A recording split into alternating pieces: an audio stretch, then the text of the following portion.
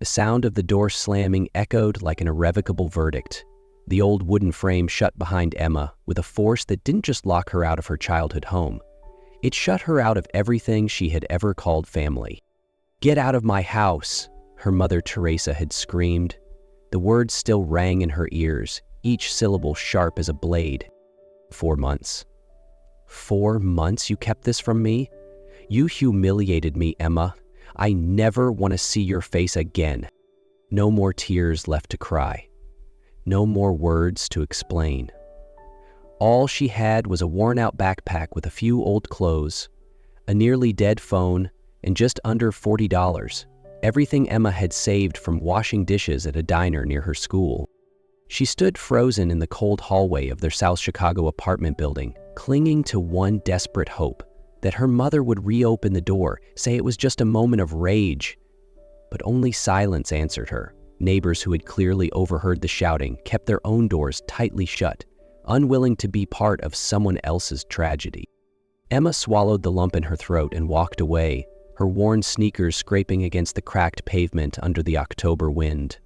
Her first stop, Julia's place, her best friend since 6th grade. She climbed the 3 flights of stairs, heart pounding, words rehearsed in her head.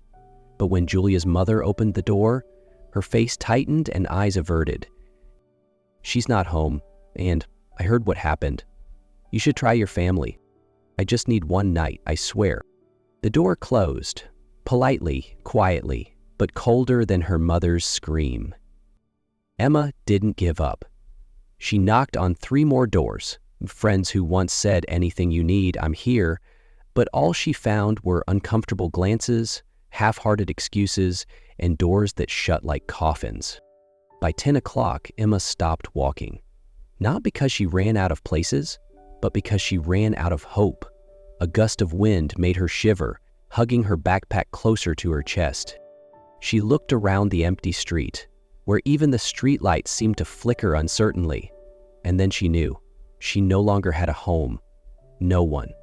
Nowhere left to turn. With her face still stained by tears, Emma looked up into the pitch-black Chicago sky and whispered, "I don't know what to do next, but please, just give me a chance. A beginning, a wound, and the first step of a journey that had just begun." As the lights in the high-rises began to flicker off, Emma wandered into Grant Park, just a few blocks from Lake Michigan. Her mind had stopped thinking. Her feet simply moved. She chose an old wooden bench, half hidden behind trees, near a fountain that hadn't worked in years. The wind off the lake cut through her clothes like glass. Emma curled up, hugging her backpack to her chest as if it were the only thing shielding her from the world. Hunger gnawed at her, cold seeped into her bones, and fear settled in like a thick fog. She gently placed her hand on her belly, where a tiny life was quietly growing, and whispered, "I'm sorry, baby, I don't know what to do." It was past 11 p.m. The park was eerily silent, but slowly shapes began to emerge from the shadows. People pushing old shopping carts, dragging worn-out blankets, wrapped in layers of torn coats. One older woman, her gray hair tied in a loose bun, approached Emma slowly. "First night? Oof." Her voice was raspy but kind. Emma nodded, unable to speak. "I'm Tina. You look way too young to be here. And pregnant, too. Anda." Her eyes rested on Emma's hand cradling her stomach. Emma's tears spilled over again. She didn't know why. Maybe because that voice didn't judge, didn't pity. It simply understood. "My mom, she kicked me out," she sobbed. I have no one." "Yeah, family can hurt more than strangers sometimes," Tina sighed. "But out here? You don't want to be alone, especially not with a baby on the way." After a pause, Tina held out her hand. "You can stay with our group for tonight. It's not much, but it's safer than being alone." Emma hesitated, then stood up and followed. They walked to a corner of the park, where a small group had laid down cardboard and lit a small fire in a rusty barrel. An old man handed Emma a piece of cardboard. "Not soft, but keeps you off the cold ground." Emma lay down, her backpack as a pillow, eyes staring up at the hazy, star-scattered sky. For the first time in her life, she felt completely afraid. And for the first time, she didn't feel entirely invisible. On the 28th floor of a glass-walled skyscraper in downtown Chicago, Nathan Carter sat motionless behind his desk. The city behind him was pulsing with life, but inside that office, time stood still. "We'll need at least $2 million to handle this lawsuit," his lawyer said, voice low like a sentence being passed. "Not to mention the lost contracts. If we don't move quickly..." Nathan raised a hand. Enough. He didn't need another word. From a man who once started with nothing, Nathan had built EcoWave, a clean energy startup, into one of the most talked about names in tech. He was the poster child for self-made success. But now, false accusations of water pollution were pushing him to the edge. And worse than the money was the familiar sting of betrayal. Nathan stood, poured himself a glass of whiskey, something he reserved only for the worst days. He hated losing control. He'd learned that early. His childhood was a masterclass in disappointment. When he was 8, his father, a mechanic, promised to take him fishing on a Sunday. The boy had waited all afternoon on the porch, holding a handmade fishing rod. But his dad never came. The next day, his mother found out he'd run off with a secretary, taking all their savings and the family's only car. "Men don't cry, Nathan," his mother had said, her voice shaking as she held back tears. "And never trust anyone completely. People always let you down." Nathan carved that into his heart. He studied like a madman, worked like a survivor, and built walls around his emotions no one could scale, until he met Rachel, an environmental science student with a smile that unraveled his carefully ordered world. They were together for 3 years. He was about to propose. He'd even picked the ring. Then he found out she was cheating with Kyle, his co-founder and supposed best friend. They hadn't just betrayed his heart, they'd tried to steal the patent for his latest innovation. "Even when I loved you, you never really trusted me," Rachel had said during their final fight. "Because I've learned trust comes at too high a cost." Since then, Nathan had stopped loving, stopped opening up, stopped connecting. He became a man of control, precision, and distance.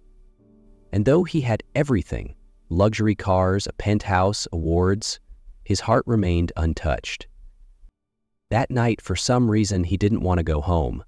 Instead of getting in his car, Nathan walked through old streets, where he used to live with his mother before cancer took her. He didn't know that one small turn would lead him to a park and to a small girl, curled on a bench, hugging her backpack like a shield against the world. When Nathan's eyes landed on the bench where the girl lay curled up, it felt like someone had punched him straight in the chest. Under the fractured amber glow of the streetlight, she looked impossibly small, almost swallowed by the shadows around her. Her messy hair veiled half her face, but her arms clutched her backpack like it was the last thing she had left in the world. There were no tears, no pleas, only a silence so sharp it hurt. And in that moment, for the first time in years, Nathan's heart was no longer quiet. Nathan stood still on the sidewalk, staring at the tiny girl curled up on the park bench. A part of him urged to turn away, not to get involved. But her eyes, even in just that fleeting glance, held something that rooted him in place. Something in that silence had whispered his name. The next morning, instead of heading to the office, Nathan did something he hadn't done in years. He went to a grocery store. A man in an expensive suit, wandering through aisles of a budget market, awkward and out of place. He picked up a random assortment of basics: bread, fruit, bottled water, milk, tissues, a light blanket. At checkout, the cashier looked at the pile and asked, "Charity?" Nathan replied simply, "Something like that." Back at Grant Park, his heart beat faster than usual. What if she was gone, just another fleeting thing in his carefully measured life? But no, she was still there. Same spot. Same tight grip on the backpack, as if she had never moved. Nathan approached slowly, placing the paper bag gently beside the bench. "Hi," he said, voice rough. "I saw you here last night. I brought you some things." The girl flinched, clutching her backpack tighter, Her wary eyes scanned him head to toe, tailored suit, Italian shoes, luxury watch, then said quietly, "I don't need charity." Nathan was caught off guard. He was used to gratitude, sometimes even flattery. But here, in a park, a girl with nothing still held on to her pride. "It's not charity," he said softly, "just food. Everyone needs to eat." She looked at the bag, then at him, visibly torn between pride and hunger. At last, she reached for the bread, but her voice stayed firm. "If I take this, I'll pay you back, when I get a job." Nathan nodded. "I believe you will." A moment passed. She sat back, eating slowly, trying to maintain composure, though clearly starved. He took a seat on the edge of the bench across from her, keeping a respectful distance. "What's your name?" he asked. "Emma," she replied, eyes still lowered. "And you?" "Nathan." The name hung in the air. No handshake, no formal pleasantries. But between two lost souls, a thin thread had begun to form. 3 days after they first met, Emma stood in front of the gleaming glass building called Echo Wave. Her old coat looked wildly out of place among suits, laptops, and expensive coffee cups. But Nathan had kept his word. Not only had he helped her find a small place to stay, he also offered her a temporary job. "Just organizing the company's internal library," he'd explained. "No one's touched it in years.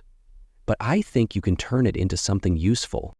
The library was on the top floor, a wide room filled with dusty bookshelves, scattered files, and towering stacks of forgotten documents. Light poured through the tall windows, cutting through the heavy scent of old paper and long-lost time.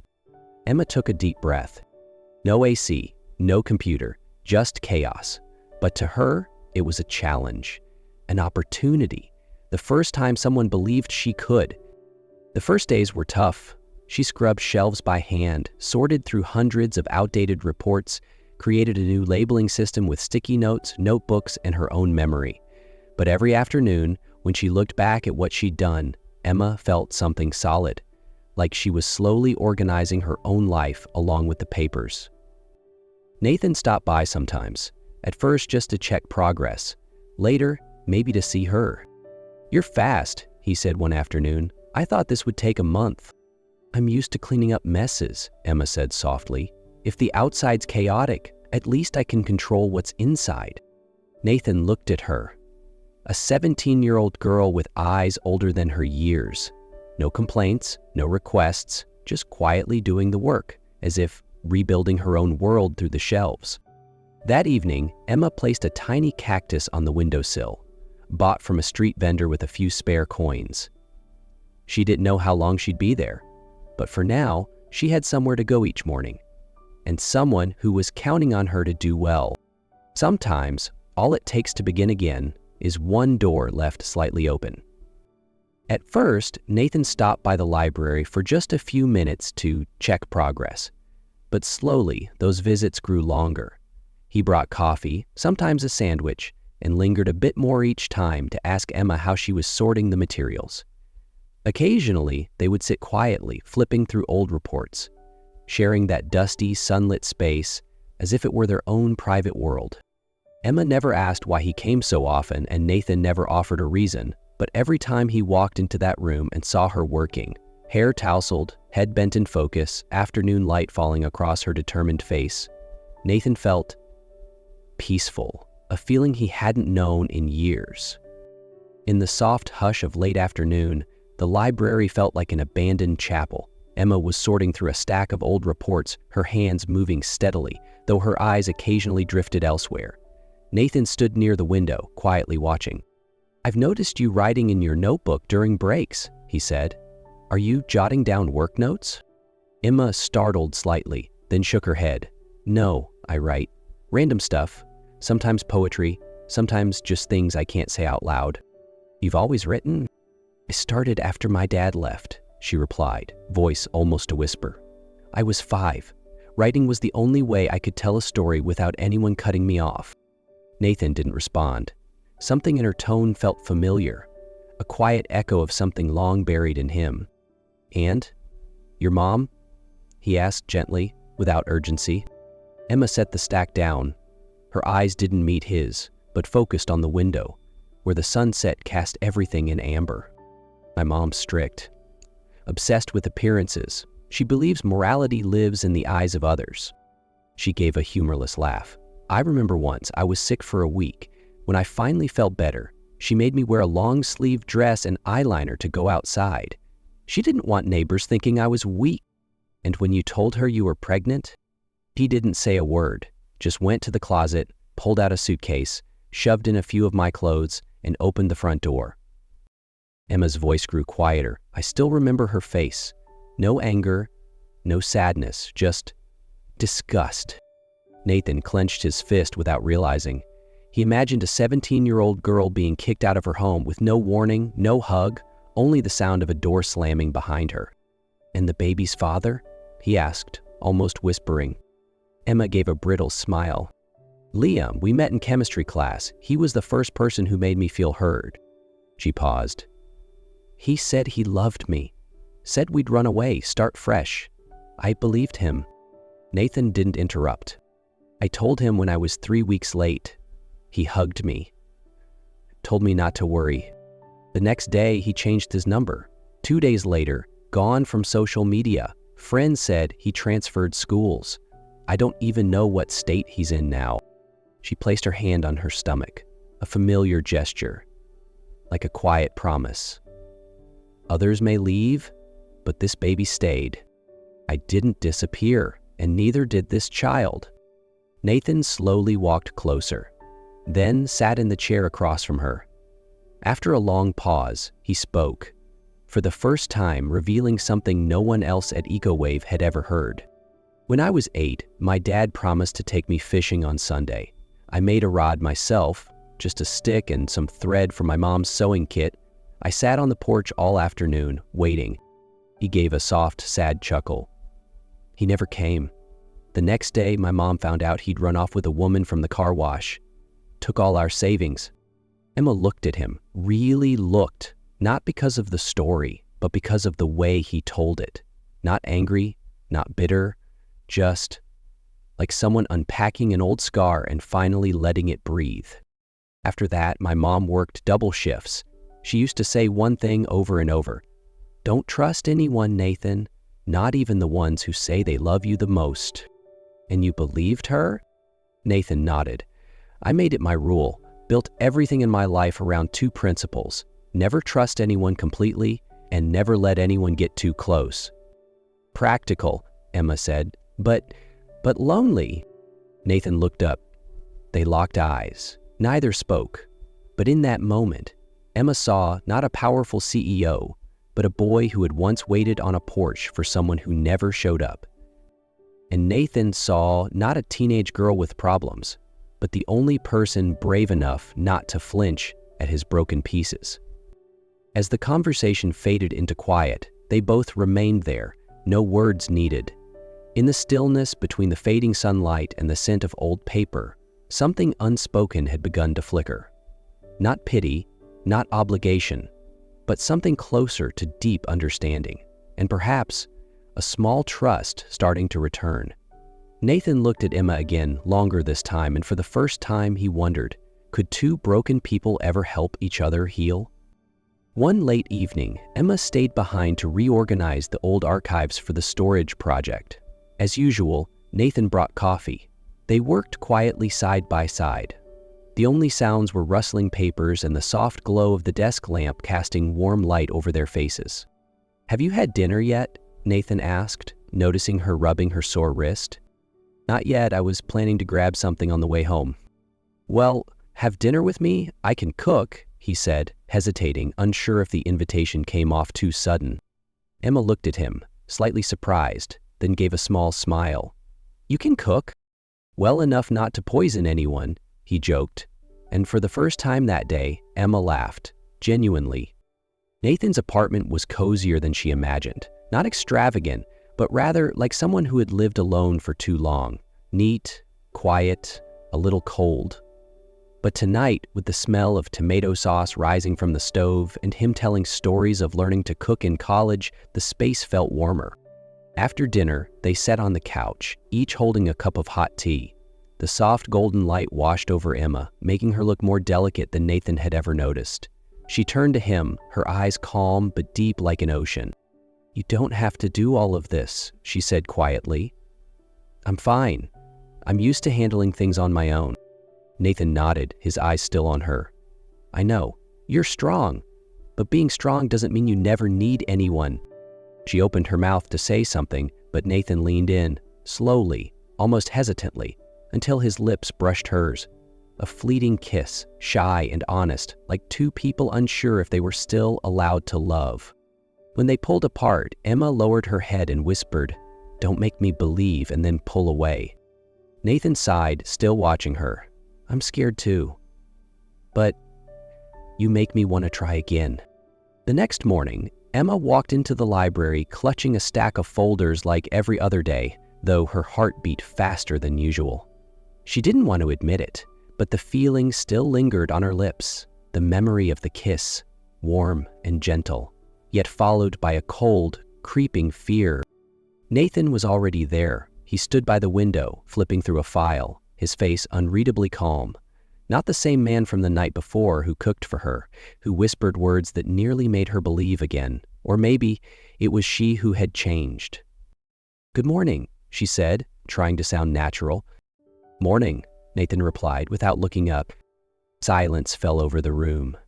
No more soft jokes, no quiet glances shared across the bookshelves. Emma felt an invisible barrier between them, fragile but sharp, like a cut that still bled.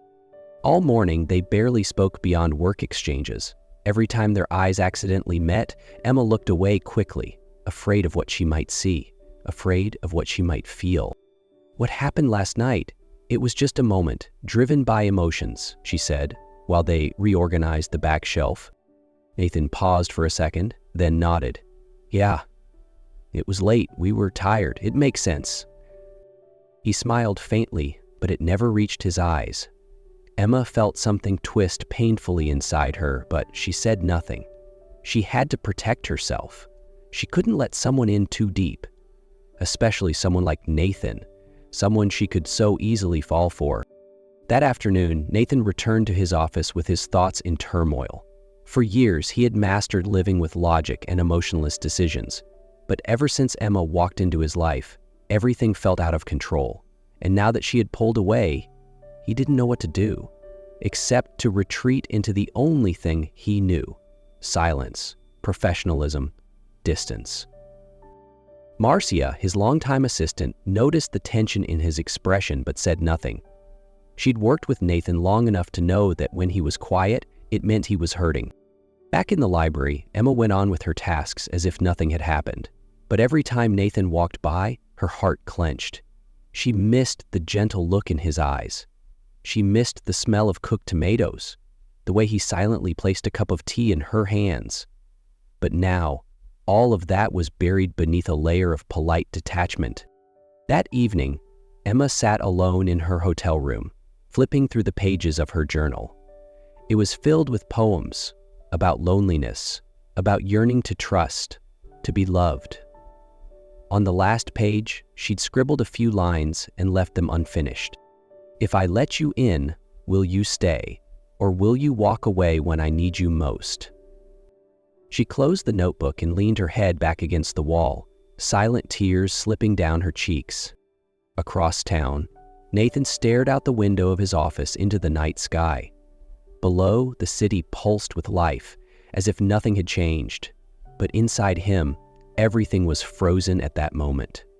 Emma's eyes meeting his, her voice saying just a moment. He didn't know if she truly believed that or if she was hiding something, just like he was. But he knew one thing. He had lost something precious because they were both too afraid to get hurt. That afternoon, Emma was sorting documents in the library when her phone buzzed. An unknown number. She hesitated, then picked up. "Emma?" A familiar voice slid through the speaker like ice down her spine. "Recognize me?" "Liam," she whispered, hand tightening around the phone. "Relax.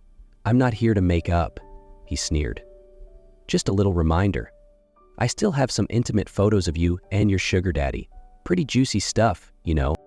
Emma froze. "What do you want?" "Not much, just 20 grand, or else I send everything to a local reporter. Trust me, they'll eat it up. You've got 48 hours. Click. He hung up. She stood there, paralyzed. Shame, anger, fear, all tangled up. That evening, Emma stormed into Nathan's office, eyes blazing.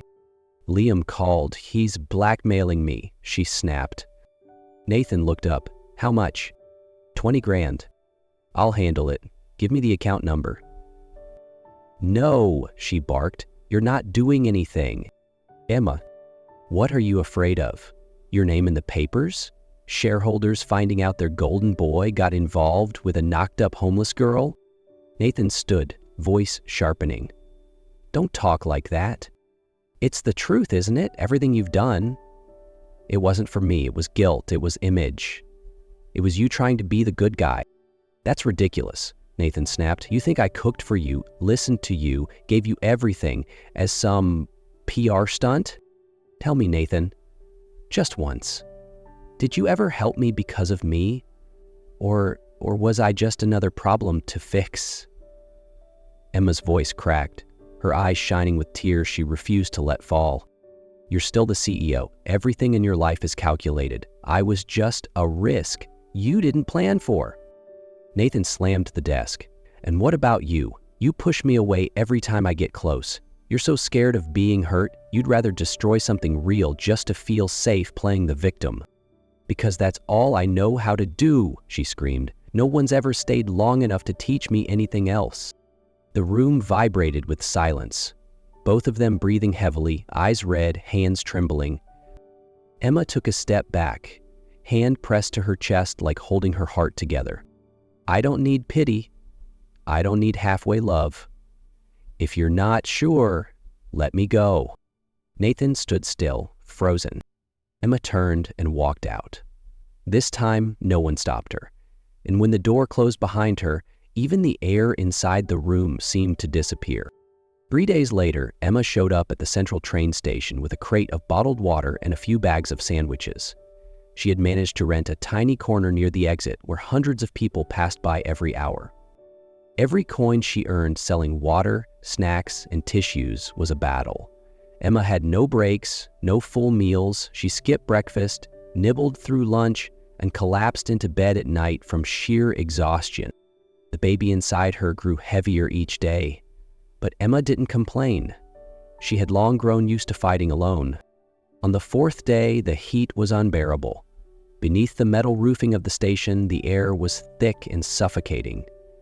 Emma was standing by her cart when dizziness hit. Her hands trembled. She tried to take a deep breath, but the world blurred. She collapsed right in the middle of the walkway, a bottle rolling from her hand, sandwiches scattered on the floor. "Oh God, someone fainted!" Carla, a woman who sold lottery tickets nearby, rushed over. She had been watching the frail girl for days, always alone, never complaining, quietly working. Carla knelt beside the unconscious Emma, hands trembling as she called for an ambulance. When paramedics arrived and loaded Emma onto a stretcher, Carla hesitated, then pulled out her phone and searched through a crumpled business card she'd seen in Emma's bag the day before. Nathan Taylor, EcoWave. She didn't know who the man was, but something in her gut, something maternal, told her. It was time someone came back for this girl. When Carla dialed the number on the faded business card, Nathan was in his office, still, distracted, haunted by words he never got to say. But the moment he heard Emma's name, the numbness shattered. He shot up from his chair, his mind already sprinting ahead of his body. Less than 20 minutes later, he arrived at the hospital, heart pounding with fear. After rushing through reception, he ran up the stairs, fists clenched to keep his hands from trembling. Emma lay in a private hospital room, pale, an IV drip in her arm. She was asleep, her breathing so light it seemed like a whisper. Seeing her like that twisted something deep inside Nathan's chest. He stepped inside, quietly pulling up a chair next to her. Time passed slowly until she stirred, eyes fluttering open, confused and tired.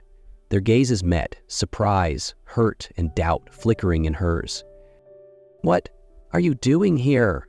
Her voice was raspy and weak. Nathan reached for her hand, gentle as if she might break. "I'm sorry, Emma. I was wrong. When you needed me the most, I cared more about myself." She didn't answer, just looked at him. "I should have never doubted you. I should have never let my reputation matter more than the person standing in front of me. I hurt you, not just with my words, but by making you believe you weren't important enough." Emma turned her face away. A single tear rolled down her pale cheek. But she didn't pull her hand back. "I love you," Nathan whispered. "I've loved you since that night in the park, but I was too much of a coward to admit it." Silence lingered. Then Emma exhaled softly, barely audible. "I don't know if I can trust you again," she said slowly, "but I had hoped you would come back." Nathan nodded, squeezing her hand gently. "Just give me one chance to prove that you and the baby are the most important things in my life." Emma didn't reply right away, but this time she didn't let go of his hand either. A few days later, once Emma had regained strength, Nathan took her to the hospital garden. The afternoon sun bathed the old stone benches in warm light, and the wind gently rustled the green canopy above. They sat side by side, saying nothing, simply watching the leaves sway. The peace in the air made Emma almost forget she was still in a hospital. "There's something I want to give you," Nathan said, reaching into his coat pocket. He pulled out a small velvet box. Inside was a simple silver ring, delicately crafted, with a modest hand-cut stone. Not flashy, but warm and full of meaning. "It was my mother's," Nathan said softly. "She once told me, 'Don't give it to someone perfect. Give it to the one who makes you want to be better every day.'" He looked into Emma's eyes. "Emma, you're not perfect, neither am I. But with you, I'm no longer afraid of who I am. You make me feel loved without needing to earn it." He knelt down, right there in the quiet garden, sunlight filtering through the leaves. "Will you marry me?" Emma stared at him, not out of hesitation, but because her heart was learning how to believe, learning how to receive something she once thought was a luxury, a family. She nodded, tears slipping down her cheeks. "Yes." As Nathan slipped the ring onto her finger, Emma gently squeezed his hand, as if holding on to something real. For the first time, she didn't feel alone. For the first time, family wasn't a memory of pain. It was the start of something new. After the proposal in the hospital garden, things didn't become perfect overnight, but they began moving slowly toward each other. Emma was transferred to a special maternity care unit, and Nathan adjusted his work schedule to be by her side every day.